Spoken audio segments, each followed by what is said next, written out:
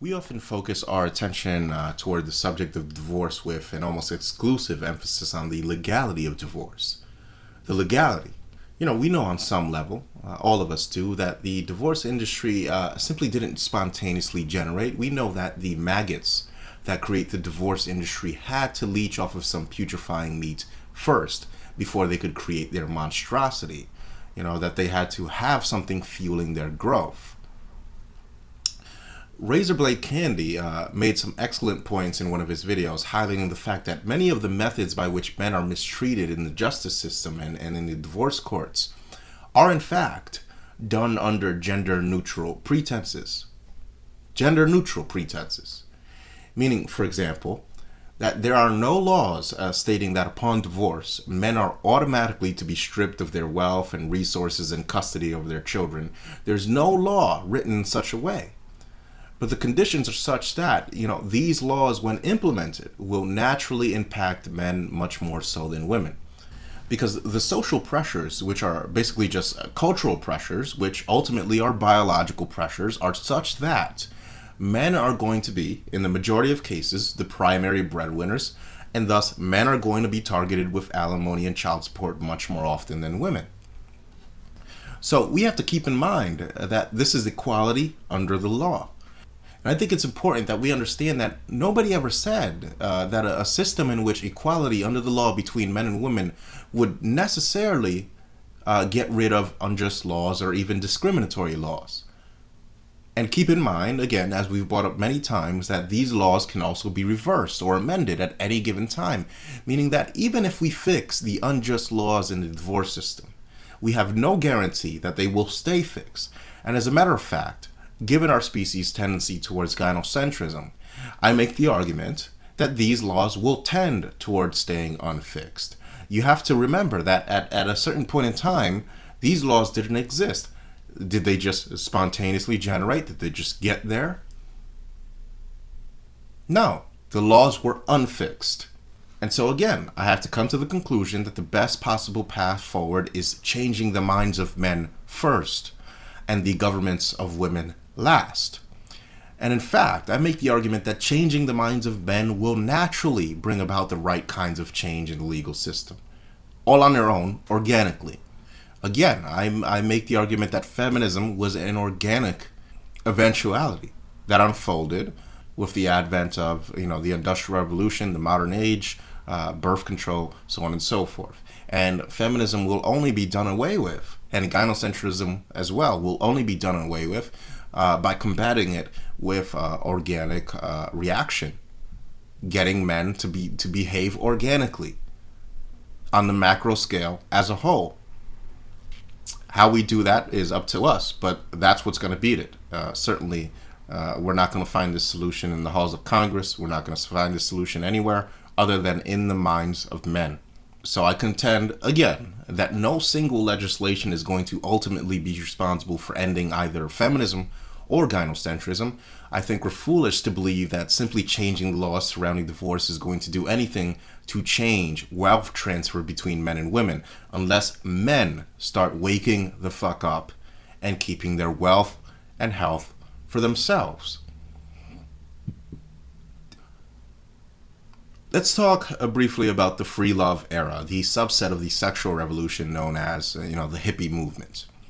Now, I'm sure that there are a deluge of conspiracists out there that will imply that the hippie movement was, wait for it, some CIA commie plot to destabilize American society or what have you for any number of reasons by any number of parties. But if we look at it simply, we had a point in time where America was enjoying unprecedented wealth, which created the financial basis with which a young, vibrant leisure class could be sustained and could emerge.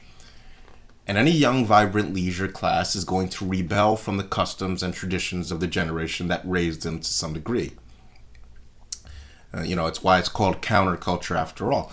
And so in this process of rebelling against the parent culture, you see an explosion of introspection, a search for meaning, a new way at defining and looking at the world. And this younger generation, of course, must establish its own worldview that their offspring would eventually rebel against to some degree as well. Now, the degree to which the rebellion takes place, how far it goes, if you will, generally is a function of just how far they can push away from the parent culture without destabilizing society to dangerous levels. And that is a function of multiple variables. And in the case of the hippies, two of those variables were the first ever reliable contraceptive the human race had ever produced, and a specific chemical elixir, that is lysergic acid, that fueled this exploration away from their parent culture with an almost infinite foray into what they perceived as deeper levels of consciousness awakened by the world's first refined, mass-produced hallucinogen. So there existed several reinforcing factors that fueled this breakaway from the parent culture, and this is why the hippie culture, the counterculture, was so profound. And so there's no coincidence that a culture of free love, sprung up right after the most compelling inhibitor of promiscuity, that is the risk of pregnancy, disappeared with the advent of one little pill. And so this is the power that one little shift in the theater of technological development can bring. And this is why I'm so excited for the male pill. It is the destiny of every sentient species, every single one, to wield complete power over its reproduction. In fact, we'll never be a spacefaring species until we do achieve this, but that's a topic for another video. But I'll repeat, the destiny of any sentient and intelligent life form is to eventually divorce sex from reproduction, for those that elect to do so. And we've taken the first step toward this with the female pill. And when we get a reliable form of male contraceptive that men are willing to embrace on the market, so too will men have their sexual revolution, since the major drawback toward male promiscuity is, of course, getting a woman pregnant. Men, interestingly enough, are now the only part of the human species that are vulnerable to unwanted pregnancy, and that little pill put that burden squarely on men. But, this is a temporary burden. Male contraceptive will become a reality, and when it does, society will see something it's never been ready for, and is frankly terrified of. That is unbridled male sexuality. Society is very, very scared of living in a world where there's no consequences to male promiscuity, and they should be. It won't so much signal a sexual revolution for men as much as it will blast men into sexual escape velocity. Yes, male promiscuity is a good thing for men. We will have a counterculture of our own, gentlemen, and it's our job to bring about the conditions in which that counterculture can find fertile soil and flourish. And to do this, we must understand why these countercultures arise, and more importantly, why they don't. And this is why it was all just feminism or socialism or whatever crowd actually hinders the development of men. And what I mean by this is that certain intellectual milestones must be reached in the collective minds of men before we can even begin to effectively push for things that perpetuate male empowerment, and certain belief systems and memes actively hinder this enlightenment. Take, for example, Christian men who are told that all sex is supposed to be for procreation. That's it. We see this recently with the Hobby Lobby situation, in which the Supreme Court mandated that, Christian-owned businesses who refuse to provide birth control coverage via their health insurance plans are not required to do so. And for the record, I'm in full support of this measure. Granted, the business receives no government assistance whatsoever, but my whole point in bringing this up is that Christian men, for example, are sometimes told that sex should be for the purpose of procreation only, and only within marriage. But nobody in these Christian institutions, none of these televangelists, none of the Mark Driscolls, none of whoever, none of your local pastors, are going to educate these men on how women can use children to leverage them for child support and alimony in the event of divorce. So to be clear, right? I'm not picking on Christians here. I have no problems with any men being Christian or, part of any other belief system. But they should learn to internalize information that is beneficial to men within their own belief systems. We need to inoculate the culture and bring about a reality where men see themselves as men first, and Christian or atheist or liberal or conservative or whatever second. Be a Christian all you want. Just don't get married. And don't encourage other men to get married. And this can easily be injected into your Christian lifestyle by, simply saying that marriage as we know it today is not reflective of any biblical definition of marriage. There are no passages in the Bible dealing with marriage that allow a woman to essentially steal your wealth and custody of your children, reject state-sponsored marriage, and understand that this problem isn't something that, only Christians, for example, engage in. The problem is that we as men are not willing to see ourselves as men first. And oftentimes, we're more than happy to see ourselves as men last. That's an important point to understand. So we go about acting, in the interest of religion or nationalism or race or atheism or sexual orientation first. And we act in the interest of men, if we do at all, when all other interests are pursued and satiated. And then, this is key, and then we wonder why men are last on society's totem pole. Why we get the least amount of health care, why we die the earliest, why we're the most homeless and most prone to suicide. It's not women's fault. It's our fault. It's our fault because of our inability to see ourselves as men first. And to be clear, no, I'm not telling you to abandon your loyalty to your country or your race or whatever. What I'm asking is that you see yourself as a man first, so that the rest of the tribes you belong to are inoculated with pro-male thinking that serve the interests of men. This is why I shy away from blaming things all on some political party or some conspiracy about the Rockefellers, if whoever. Because, so long as we're believing that this is all caused by some faraway nondescript elite boogie monster, then we'll never look at our own actions or the actions that women in society take with respect to men with a pro-male perspective. Which again, as I've said, is key to cultivating an environment where male enlightenment can take place. This is why feminists insist on keeping men focused on so-called rape culture and rape this and rape that, because so long as they've got you focused on rape against women being the only thing we're fighting against ever, you're never going to ask yourself, well, what about rape against men? What about issues that men face that are oftentimes comparable to rape against women, but that society sweeps under the rug with nothing more than a, man up request? What about that? What about those things? I don't contribute towards violence or rape against women in any way. I keep my hands to myself and my sex consensual. So, as such, I will unapologetically discuss male issues here, issues that affect men. We've talked about Robin Williams this last video, and Robin Williams is the unfortunate and swept under the rug result of the efforts of the people who tell us to just pick the right women, just, learn to screen for sociopaths. Well, how fucking ridiculous.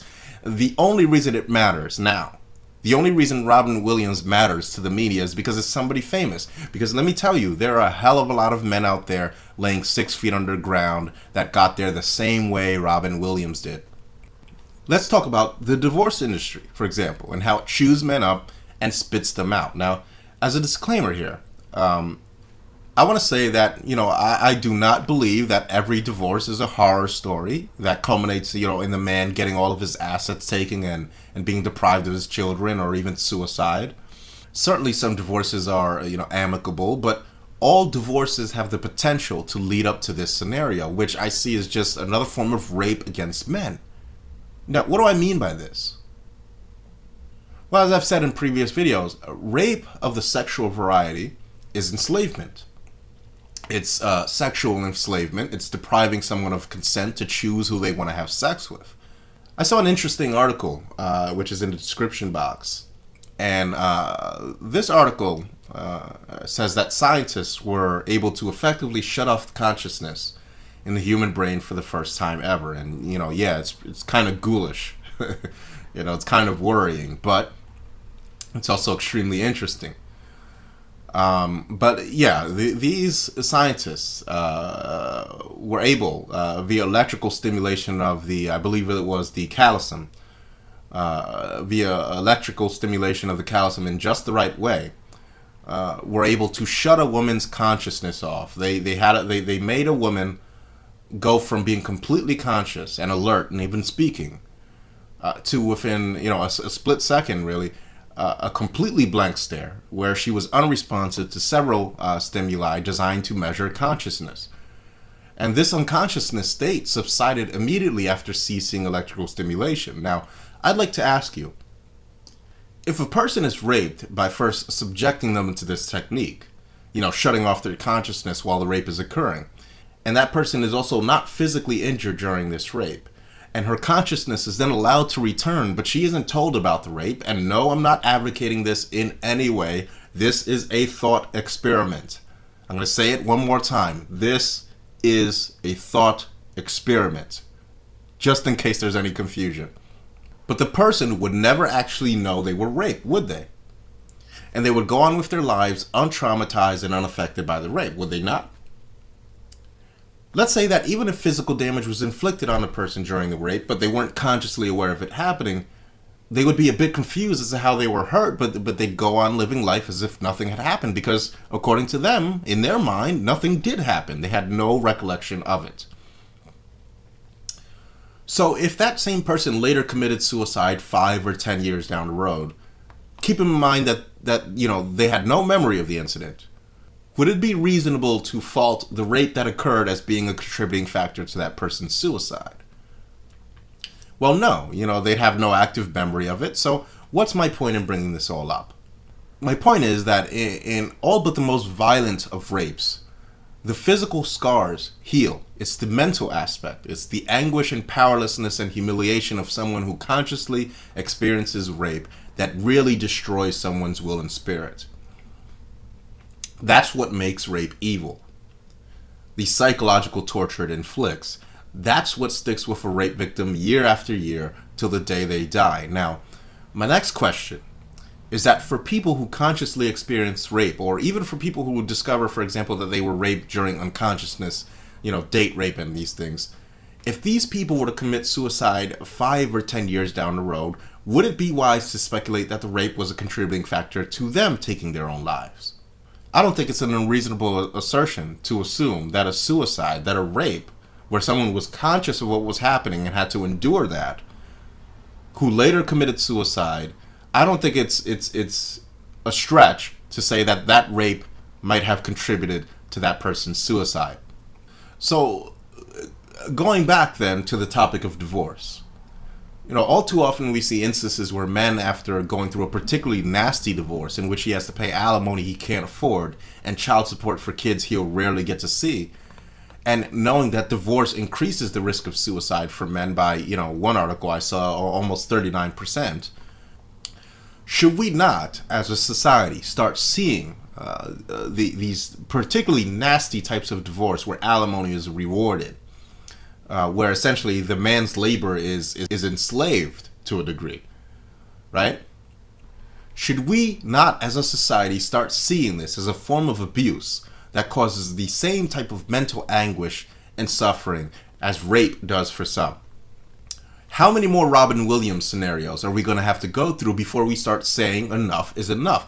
If women want to divorce, that's fine. I'm not saying to force anybody to be married, but stop alimony enslavement today. Are these men, after divorce, are they killing themselves in such higher numbers because, they're just not man enough? Why isn't this issue being addressed? When the suicide rates of soldiers spike, we assume it's because of the mental anguish that comes along with war. Why aren't we concerned about the mental anguish that accompanies divorce and the higher suicide rate that accompanies divorce with men? These are the questions that men who are men first should ask themselves. These are the questions that will bring about pro-male counterculture. That's all I gotta say for now. Thanks for listening.